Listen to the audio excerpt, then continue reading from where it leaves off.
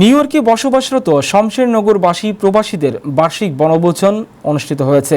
রোববার নিউ ইয়র্কের ফেরি পয়েন্ট পার্কে শমশেরনগর কমিউনিটি ইন ইউএসের ব্যানারে আয়োজিত এই বনভোজন প্রবাসী শমশেরনগরবাসীর মিলন মেলায় পরিণত হয়। এতে তারা পরিবার পরিজন নিয়ে অংশ নেন।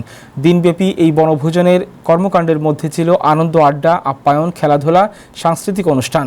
বনভোজনে উল্লেখযোগ্যদের মধ্যে নিউ ইয়র্কের স্বনামধন্য প্রতিষ্ঠান গ্রি মেকানিক্যাল ইয়ঙ্কার্সের প্রেসিডেন্ট ও বিশিষ্ট ব্যবসায়ী তোফায়েল চৌধুরী সহ সৈয়দ মাহমুদুল হাসান শিপু, সৈয়দ আলমগীর আহমেদ, মুহিবুর রহমান তুহিন, সৈয়দ মুহিবুল হাসান তপু, মিজানুর রহমান চৌধুরী, ফারহাদ আহমেদ চৌধুরী, তানভীর আহমেদ চৌধুরী, মাকসুদ আলী রাসেল, ফয়সাল আহমেদ, মুমিনুর রহমান, আশরাফুর রহমান সুমন, মুজাহিদ মিয়া, অভিজিৎ পাল, সমরজিৎ কর্মকার সহ আরও অনেকেই উপস্থিত ছিলেন।